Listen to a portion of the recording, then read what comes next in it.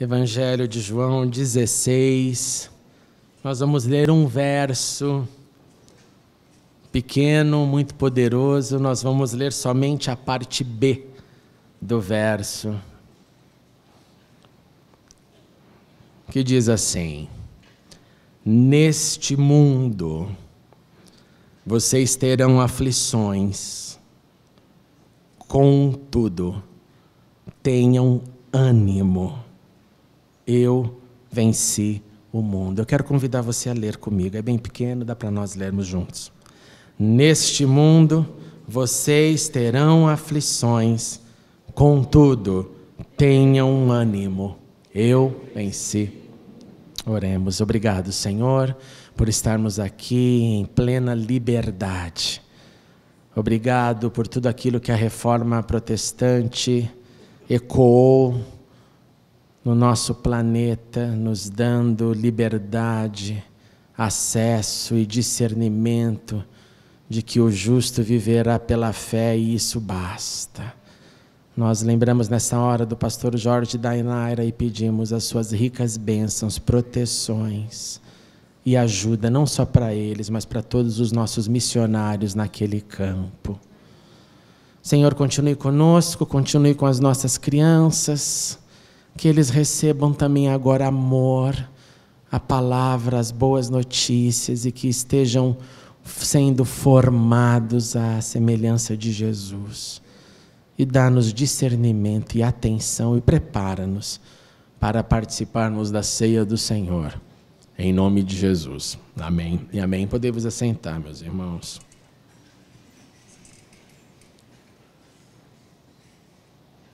Perseverança, coragem, luta, são palavras repetidas na Bíblia em vários contextos do Antigo para o Novo Testamento. Quando você lê as narrativas da Bíblia, você sempre percebe um componente de resistência diante de todas as dificuldades que nós enfrentamos na vida. Isso é muito bom, é muito gostoso ouvir isso, porque a Bíblia inteira, de maneira nenhuma, ela afirma que a vida de alguém que tem a fé é uma vida sem nenhuma aflição.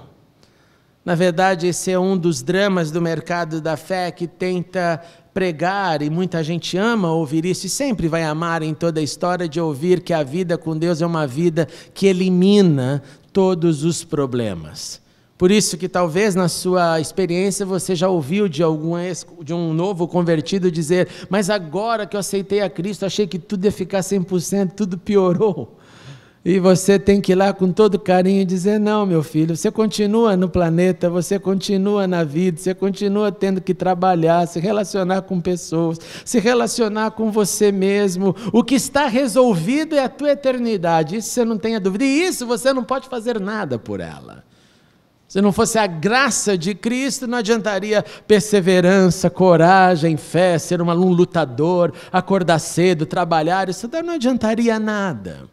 Mas a graça de Cristo te deu isso. Então, essas palavras desde o início, juntamente com outras, até de outros níveis, como agora falamos, perseguição que cristãos vivem. A cruz que temos como símbolo de sofrimento e também de redenção, o caminho estreito. A reciprocidade que devemos viver e que também não é fácil quando somos encorajados pelo Senhor a fazer ao outro aquilo que eu quero que o outro faça para mim. Também não é fácil. Quando o Senhor nos manda: olha, entre pela porta estreita, larga e ampla é a porta de um outro caminho, mas que este caminho não leva para o Senhor, leva para perdição. Quando ouvimos que apertado é o caminho que leva para a vida, quando também escutamos o eco desta palavra que diz perder para achar, viver para servir, combater o combate e guardar a fé, nós percebemos sem sombra de dúvida e sem necessidade de nenhum exame teológico profundo, de que nós vivemos diante de dramas que nós enfrentaremos todos eles e que eles têm um nível numa ocasião da nossa vida, você vai crescendo na sua maturidade de fé, vem um outro que geralmente é mais forte do que o passado. E depois vem mais um outro, e vai mais um outro, e é nisso que eu entendo que o apóstolo Paulo diz, nós somos transformados com glória cada vez maior, porque eu preciso de cada vez mais graça e glória desse Deus, para eu aguentar e suportar todas as aflições, e me manter firme. Diante dessas, então, realidades, nós podemos configurar um modelo que afirma uma regra na nossa vida, mas afirma também uma exceção. E a previsão para a vida na Terra inclui muitas das manifestações que eu gostaria que fosse regra, mas que infelizmente são exceções. Em outras palavras, eu oro pela regra. Eu oro por uma estabilidade que eu falo, é assim que sempre irá acontecer, de maneira positiva para mim, esta é a regra que eu gostaria de ter. Mas percebo que geralmente é mais a exceção que se torna na regra que eu gostaria que fosse a minha vida, a minha paz, a minha continuidade de viver com fé. E eu te trouxe então alguns exemplos, porque diante dessa regra eu tenho a exceção, e a exceção são dias bons, a exceção são os dias de alegria, os dias de refrigério, os dias de profunda gratidão que nós temos, bendito seja Deus por eles, nós temos, mas que a regra parece ser outra, algo que eu não gostaria que acontecesse. De modo então que as regras eu posso dizer que são as aflições, e a exceção, os dias ensolarados pela alegria. Aí você ouve isso, talvez você fale, não pastor, a minha vida tem mais alegria, que bom, bendito seja Deus por isso. Mas de uma maneira geral, não tenha dúvida, se você olhar para a sua existência, do começo ao fim, mesmo Deus tendo te livrado, muitas são as aflições dos justos, mas o Senhor os livra, sim. Mas se você colocar num cronograma de acontecimentos, de eventos, você vai descobrir que enfrentamos ao longo da vida muitas aflições. A regra, então, parece ser as dificuldades que nos fazem crescer, pois ninguém cresce quando tudo está somente bom, e bem bondade e maravilha. Parece que nessa hora a gente aperta o freio de mão e não pensa muito em crescimento, a gente só fica curtindo. A exceção, uma vida abundante, por exceção porque vem de Deus e não de mim, mas uma vida cheia de significado. A regra, tomar a cruz e seguir o Senhor, e como diz a própria figura, tomar uma cruz, carregar uma cruz e seguir o Senhor, não deve ser algo fácil. Mas a exceção é viver nesta caminhada sendo socorrido pelo Mestre, que nos ajuda a carregar a cruz. A regra, humilhem-se diante do Senhor. Em outras palavras, somos os seres humanos, filhos, e não o Senhor do Senhor. A exceção, e Ele os exaltará. Ele dará, como diz o profeta Isaías, a dupla honra.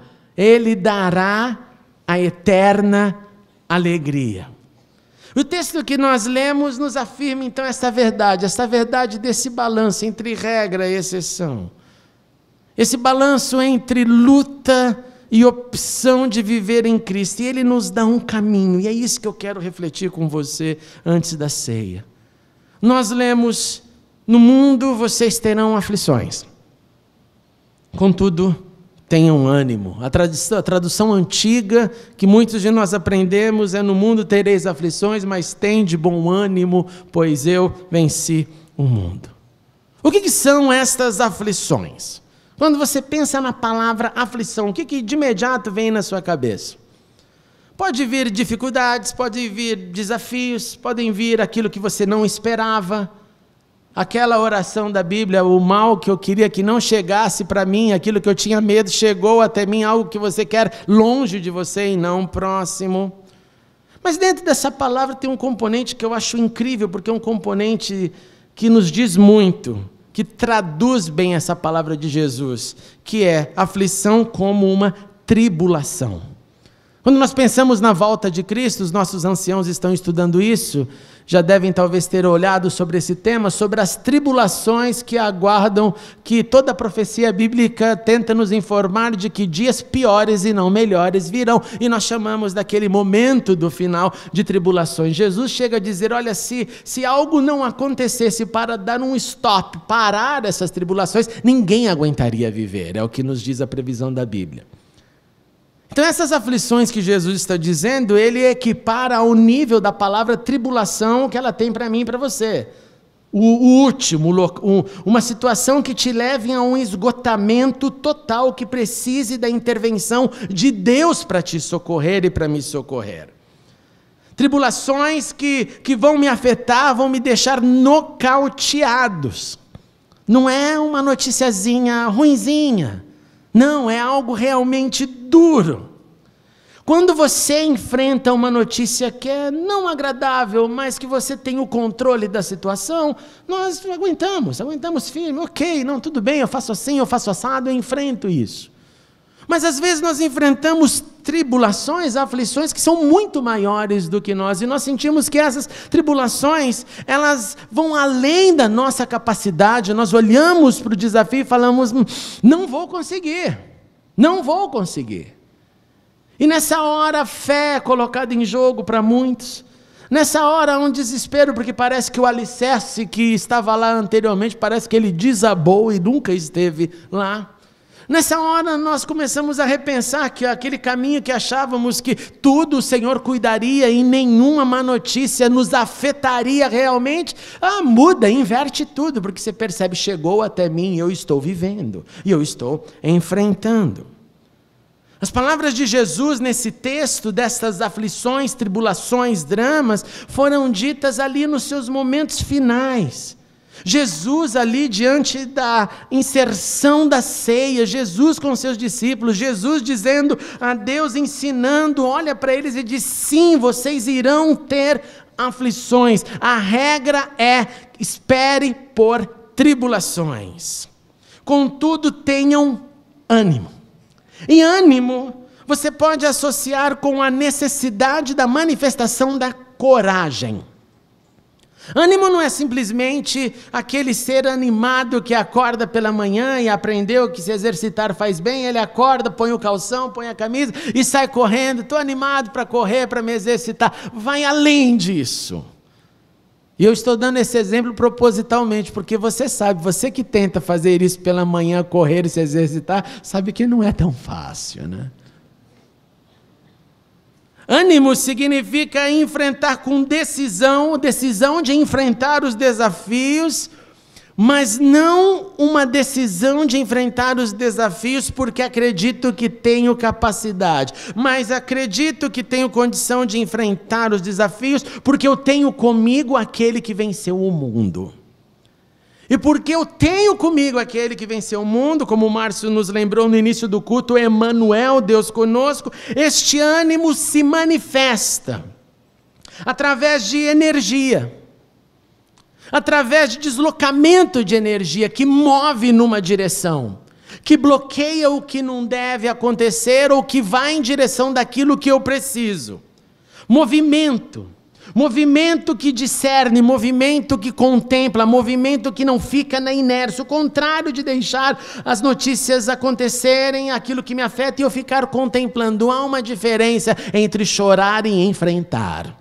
E eu creio que nós precisamos dos dois, tanto chorar quanto enfrentar. Nós precisamos também no ânimo manifestar estratégias. Quando o Senhor Jesus estava colocando a interpretação daquilo que era equivocado no passado, de como que eu vou lidar com aquilo que me afeta na relação com o sagrado, no espírito da lei, de que se isso me atrapalha eu corto, ou é melhor entrar diante de Deus sem um braço, sem um olho, o que parece ser um absurdo quando você lê aquilo pensando numa interpretação literal. Então, se meu olho me faz pecar, eu vou arrancar meu olho? Não. Jesus está simplesmente falando sobre estratégias. Se algo chega nos meus sentidos, porque eu permito chegar nos meus sentidos, a missão de que não chegue nos meus sentidos é minha. É minha.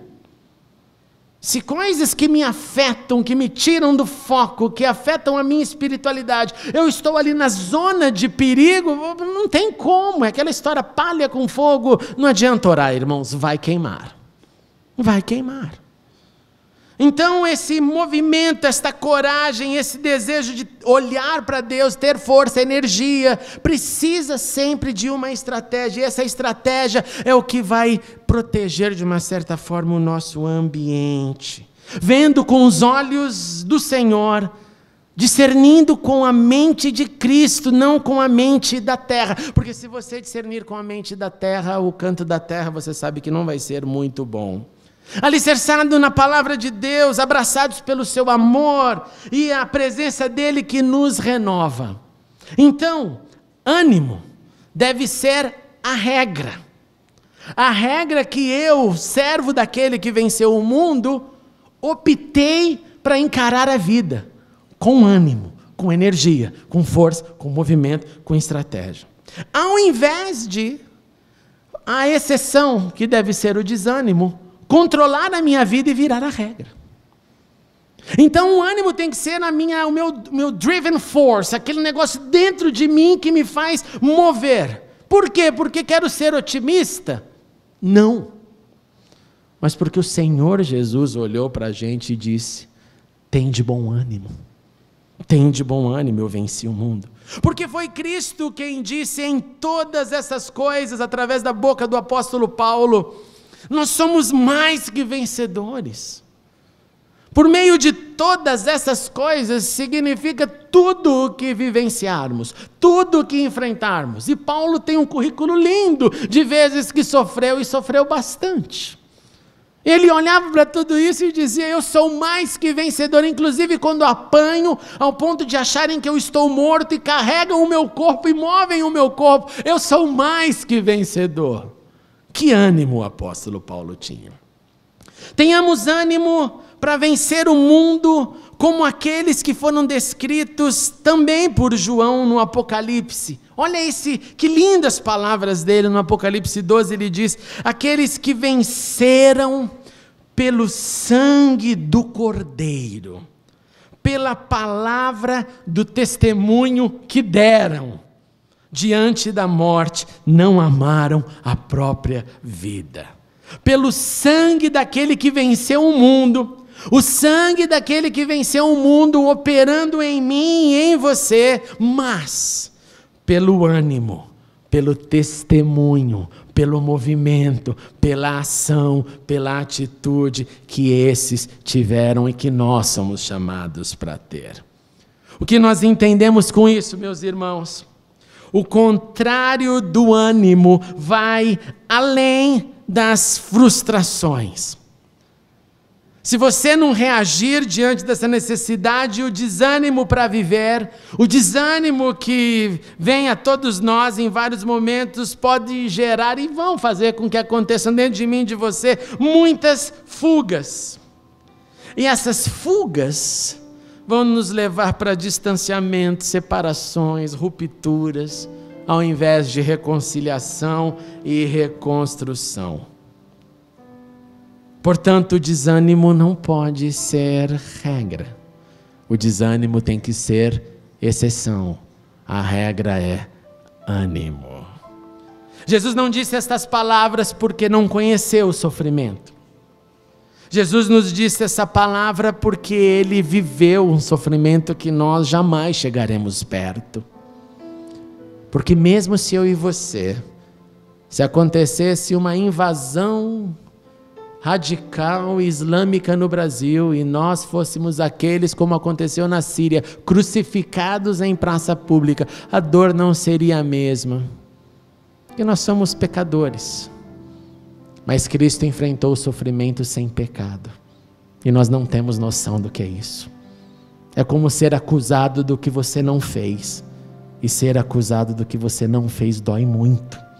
Dói, marca a alma. O desânimo para viver e enfrentar as aflições podem gerar fugas, portanto, fujamos deste modelo. Ele nos encorajou a viver com ânimo, porque é com coragem que Ele pode nos dar. na prática, no dia a dia, na vida, diante dos dramas, diante daquilo que pesa o seu coração. E eu te pergunto, especificamente, olhe para dentro de si e responda: o que tem te desanimado hoje? Talvez um desânimo crônico, talvez algo que te coloca para baixo, algo que suga suas forças, e você já vive nesse modelo sem energia, sem estratégia, sem movimento, se aguentando para sobreviver uma semana, doido para o feriado chegar, para tirar os demônios das lutas, das dificuldades, falar: preciso relaxar. Até segunda-feira, quando o relógio tocar e começar tudo de novo. O que te desanima? O que suga as tuas forças? É a pergunta que eu quero fazer para você. Mas trazendo para o teu coração e para o meu coração que aquele que venceu o mundo, morreu na cruz, e a cruz dele nos fez livres. Portanto, deixe esta noite no altar dele as suas fraquezas. Deixe no altar dele tudo que te suga, tudo que coloca você para baixo. E peça: Senhor, revista-me com este ânimo. Porque a luta que você tem, seja ela qual for, o Senhor tem a dose certa para te fortalecer. Busquemos nele, esperemos nele. Vamos orar.